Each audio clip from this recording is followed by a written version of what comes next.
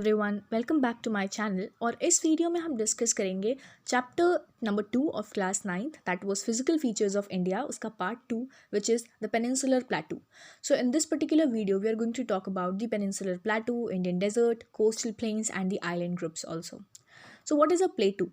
प्लेटू is basically a table land, right? A table land मतलब ऐसा कुछ which is comparatively at a lower elevation than mountains. जैसे ये mountains होते हैं, इनकी हाइट से थोड़ा छोटा but at a higher elevation than plain areas, तो जैसे हम हिंदी में पठार बोलते हैं, दैट इज़ अ प्लेटू। तो इंडिया में there is a peninsular plateau also in Indian region. हमने कहा इंडिया में बहुत सारे फीचर्स हैं, माउंटेन्स हैं, प्लेन हैं, तो प्लेटूज भी हैं। इसमें इग्नियस और मेटामॉर्फिक रॉक्स बेसिकली आपको मिलेंगी।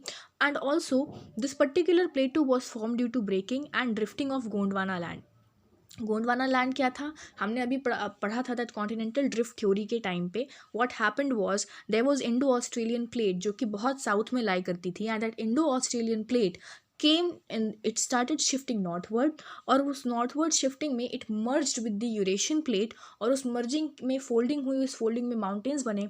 तो वो जो ओल्ड लैंड था जो कि साउथ से आया, उसको हम बोलते हैं it was a part of Gondwana land, right? That means जो पेनिनसुलर प्लेटू है हमारे इंडिया का, that is one of the oldest land of India, क्योंकि माउंटेन्स तो अभी रिसेंटली बने हैं, लेकिन one of the oldest land में Gondwana land is a part of that, right? जो प्लेटू है वो उसमें बहुत सारी वैलीज आपको देखने को मिलेंगी, and this plateau is basically divided into two broad category. ठीक है, what are those two broad category?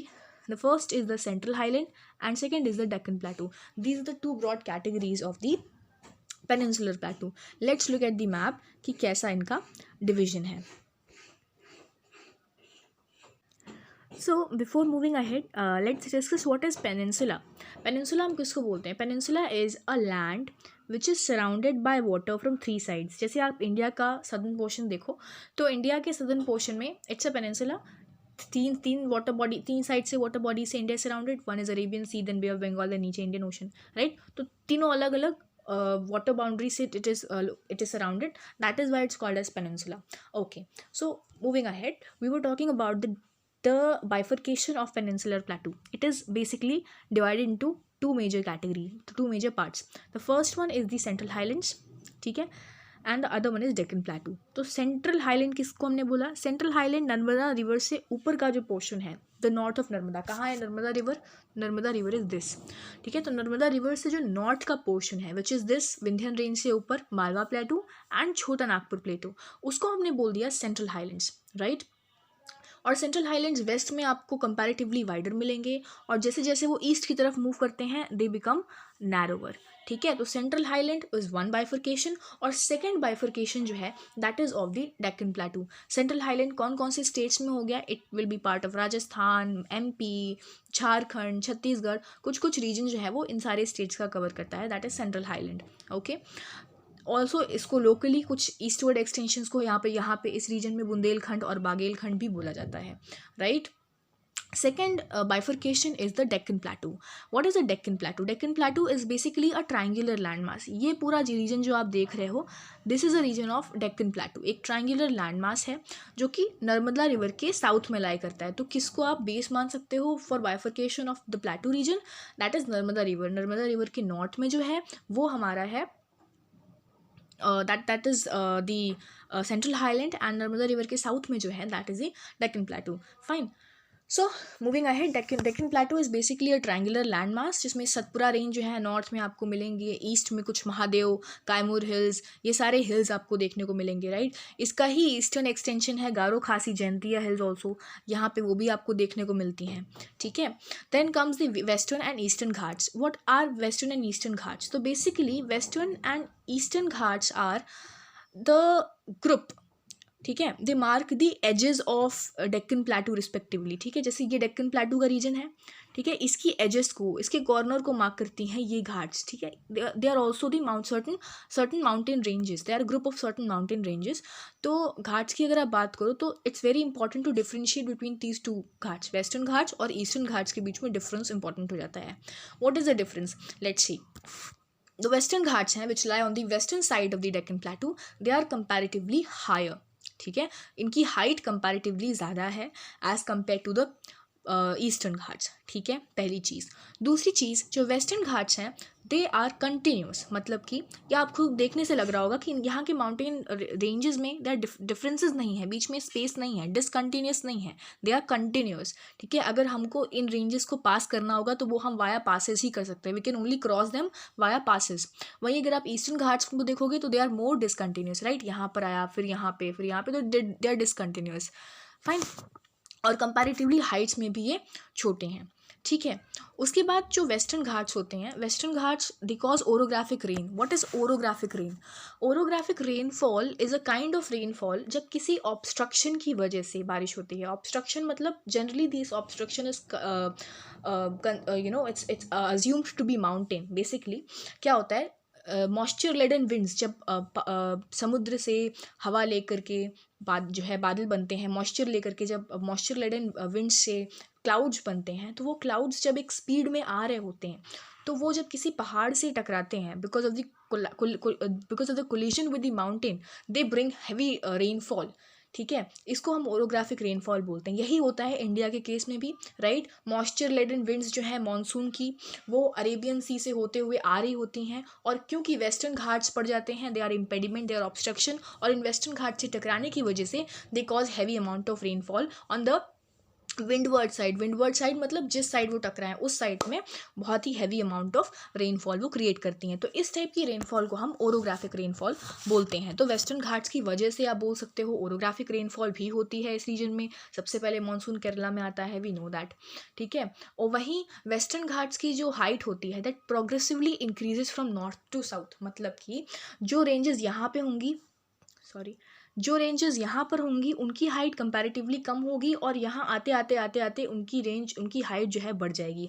वहीं ईस्टर्न घाट्स में उल्टा है। जैसे वेस्टर्न घाट्स की जो हाईएस्ट पीक है दैट इज अनाईमुदी, जो कि यहाँ पे लोकेटेड है, राइट। तो मतलब कि नॉर्थ टू साउथ इनकी हाइट इंक्रीज हो रही है। वहीं अगर हम बात करें ईस्टर्न घाट्स की तो साउथ टू नॉर्थ इनकी हाइट इंक्रीज हो रही है।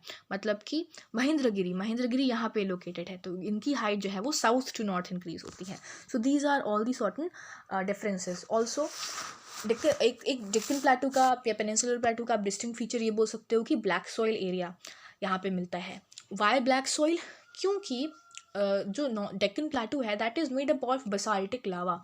ऐसा माना जाता है कि बस फिजर्स, वॉल्केनिक इरप्शंस होते थे और जो फिजर्स और क्रैक्स बन जाते थे उससे बसाल्टिक लावा आया, और बसाल्ट जो लावा होता है इसकी ये सबसे बड़ी कैरेक्टरिस्टिक होती है दैट इट फ्लोज, और ये बहुत दूर दूर के एरियाज़ में फ़्लो करता है, बहुत दूर दूर तक जाता है। तो इसके फ्लो की ये फ़्लो किया, and because of that it slowly and when it solidified, when it cooled, तो उसकी सॉलिडिफिकेशन की वजह से जब डेन्यूडेड हो गया ओवर टाइम तो यहाँ पे ब्लैक सॉइल मिलती है। और क्योंकि ये भी एक फैक्ट है that because the peninsular प्लेटू is made up of the igneous rock mostly because of the lava, right. तो क्योंकि हमें पता है लावा के सॉलिडिफिकेशन में इग्नियस रॉक बनती हैं, तो क्योंकि ये इग्नियस रॉक से बना हुआ है इसीलिए वेल्स वगैरह आपको सदर्न इंडिया में बहुत कम मिलेंगे, right. So this is all about the plateau region from where they are extended. और क्योंकि ब्लैक सॉइल ज़्यादा मिलती है आपको डेक्कन रीजन में, तो वहाँ पे कॉटन की खेती अच्छी होती है, बिकॉज ब्लैक सॉइल को हम कॉटन सॉइल भी बोलते हैं, कॉटन रीगर सॉइल भी बोलते हैं, because it's good for the cultivation of cotton, right. So this is about the peninsular प्लेटू. Moving ahead, next we have the Indian desert. So now we're talking about Indian desert. Indian desert कहाँ पे lie करता है? It lie towards the western margins of Aravalli range. Aravalli range we all know it lies in the Rajasthan. उसके western area में Indian desert lie करता है. Desert की speciality it has sandy plain and it has sand dunes. रेत के टीले जिसको हम बोलते हैं. Because since it's desert, so obviously it receives very low amount of rainfall, maybe 150 mm per year, which is very low. Arid climatic conditions होती हैं जिसकी वजह से बहुत ही low vegetative cover है, vegetation cover है. That means बहुत कम खेती वगैरह होती है यहाँ पे. स्ट्रीम्स जो है वो सिर्फ रेनी सीजन में दिखेंगी, जब बारिश होगी तभी आपको पानी वगैरह मिलेगा यहाँ पे, otherwise they do not appear here. And Luni is the only large river in this particular region. Luni एक ऐसी रिवर है जो कि राजस्थान में आपको मिलती है, राइट. तो आपको लॉन्गिट्यूडनल डून्स की जगह आपको बारचांस वगैरह ज़्यादा मिलेंगे. लॉन्गिट्यूडनल डून्स मतलब सिंपली ऐसे, राइट. बट हम बारचांस की बात करें so barchans are crescent shape dunes. Crescent shape dunes, crescent we say crescent is a shape of this moon, right, the half or like जो हल्का सा मून होता है, इस क्रीसेंट शेप को हम बोलते हैं, this particular shape is called as crescent shape, और क्रीसेंट शेप्ड आपको बाय चांस बेसिकली देखने में मिलते हैं in most of the area, that is specially in the area of Jaisalmer, right. So this is all about the Indian desert. And also what is the famous desert in India, which is also one of the largest in the world, that is the Thar desert, right, which is found in India. Now moving ahead, we have the coastal plains. Since peninsular plateau is flanked by a stretch of the Arabian Sea on the west and Bay of Bengal in the east, right, हमें Bay of Bengal east में मिलता है, Arabian Sea waste में मिलता है. तो western coast जो है that is between Western Ghats and Arabian Sea. It's a narrow plain, ठीक है, जिसे हम तटीय क्षेत्र कहते हैं. दिस पर्टिकुलर रीजन, ये वेस्टर्न घाट्स हैं ये, और ये है आपका अरेबियन सी. तो इसके बीच में जो लैंड है that is called as western coast, right. अब वेस्टर्न कोस्ट भी 3 पार्ट्स में डिवाइडेड है, ठीक है, जिसमें से जो सबसे नदर्न पार्ट है कोस्ट का उसको हम बोलते हैं कोंकण कोस्ट, जो कि आपका गोवा मुंबई वाले एरिया में पड़ता है. उसके बाद सेंट्रल स्ट्रेच जो है जो उसके कोंकण के नीचे आता है उसको हम बोलते हैं Kannada plain, Kannada coast, right. उसके बाद उसके नीचे जो बिल्कुल सदर्न पोर्शन में आता है, बिल्कुल साउथ में, उसे हम बोलते हैं Malabar coast, which is like area of Kerala का बॉर्डर जिसे आप बोलते हो, राइट. उसके बाद अगर हम ईस्टर्न कोस्ट की बात करें तो ईस्टर्न कोस्ट कहाँ लाई करेगा, ये लाई करेगा बे ऑफ बंगाल और ईस्टर्न घाट्स के बीच में, ठीक है. इसको 2 पार्ट्स में डिवाइड किया गया है. पहला नर्दर्न सरकार, जो कि नाम से समझ में आ रहा है, नर्दर्न सरकार मतलब अब सबसे ऊपर. उसके बाद वी हैव कोरोमंडल कोस्ट, जो कि उसके थोड़ा सा नीचे आता है. और आप पाओगे दैट लेक चिल्का जो है ईस्टर्न कोस्ट का एक इम्पॉर्टेंट फीचर है. लेक चिल्का कहाँ पर लोकेटेड है, lake Chilka is found in the Orissa, ठीक है, और ये लार्जेस्ट सॉल्ट वाटर लेक है in India, right. It is in the Mahanadi delta के साउथ में आपको ये मिलेगा. यहाँ थोड़ा सा नीचे चिलिका लेक आपको मिलेगा उड़ीसा में देखने को, ठीक है. So this is about the coastal plains. Now moving ahead we have the islands. Now हम आइलैंड किसको बोलते हैं, अगर कोई बोले that what do you mean by island, so island is basically what, it's a land which is surrounded by water from all the side. मतलब एक water body है, उसमें लैंड का एरिया है, ठीक है. अगर लैंड है और विच is surrounded by water body from all the side, उसको हम बोलते हैं आइलैंड, इन सिंपल टर्म्स, ठीक है. तो इंडिया में 2 ग्रुप ऑफ आइलैंड्स भी आते हैं. वो 2 ग्रुप्स कौन कौन से हैं हमने बात करी. वी हैव लक्षद्वीप जो कि अरेबियन सी में है, and Andaman and Nicobar which lies in the bay of Bengal reason.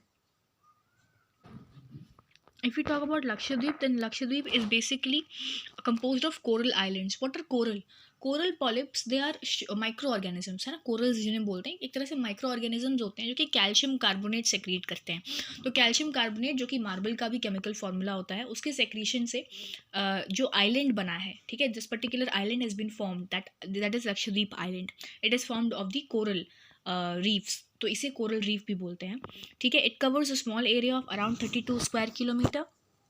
Kavaratti Island is the headquarter, that means the capital of Lakshadweep, and it has great diversity of flora and fauna.